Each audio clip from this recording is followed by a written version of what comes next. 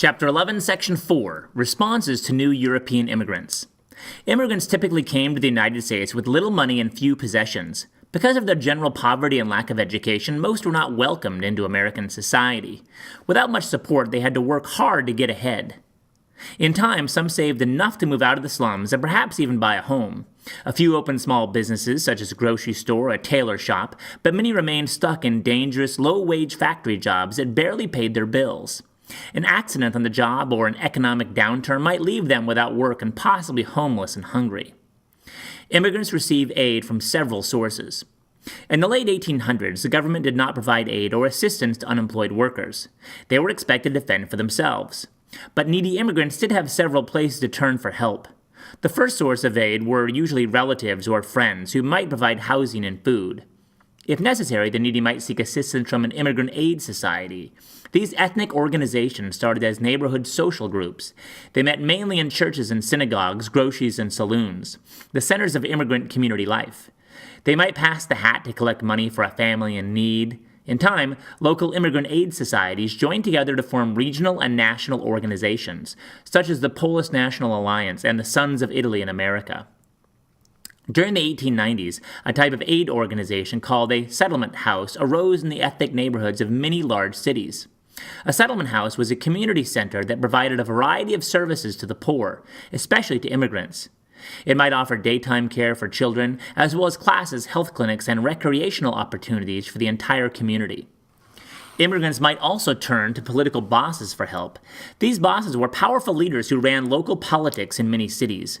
They were in a position to provide jobs and social services to immigrants in exchange for the political support of immigrants who could vote.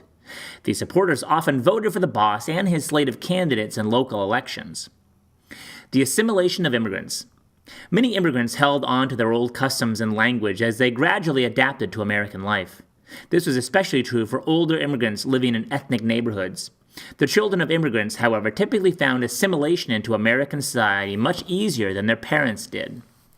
Education was the main tool of assimilation. Immigrant children in public schools studied American history and civics, and they learned to speak English. Yearning to fit in, they more eagerly adopted American customs.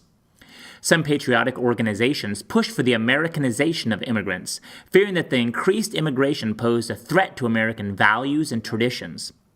Through efforts such as the publishing of guides for new citizens, they promoted loyalty to American values. Some Americans reject immigrants. Many Americans dislike the recent immigrants, in part because of religious and cultural differences. Most of the early immigrants were Protestants from the Northern Europe. Later waves of immigrants came from Southern and Eastern Europe and were often Catholics or Jews. Their customs seemed strange to Americans of Northern Europe and European ancestry, who often doubted that these more recent immigrants could be Americanized. Many people also blamed them for the labor unrest that had spread across the country in the late 1800s. They especially feared that foreign anarchists and socialists might undermine American democracy. Dislike and fear provoked demands to limit immigration and its impact on American life. This policy of favoring the interests of native-born Americans over those of immigrants is called Nativism. Nativism had a long history in the United States. Before the Civil War, nativists had opposed the immigration of Irish Catholics. In the 1850s, they formed a secret political party known as the Know-Nothings, because when asked a question about the group, members were told to answer, "I don't know." As the main source of immigration shifted to Southern and Eastern Europe in the late 1800s, nativism flared up again. Nativists were not only bothered by religious and cultural differences, but also saw immigrants as an economic threat. Native workers worried that immigrants were taking their jobs and lowering wages. Immigrants often worked for less money and sometimes served as scabs, replacement workers during labor disputes. In 1894, a group of nativists founded the Immigration Restriction League. This organization wanted to limit immigration by requiring that all new arrivals take a literacy test to prove they could read and write. In 1897, Congress passed such a bill, but the president vetoed it. 20 years later, however, another literacy bill became law. Meanwhile, efforts to slow immigration continued. During the 1920s, Congress began passing quota laws to restrict the flow of European immigrants into the United States.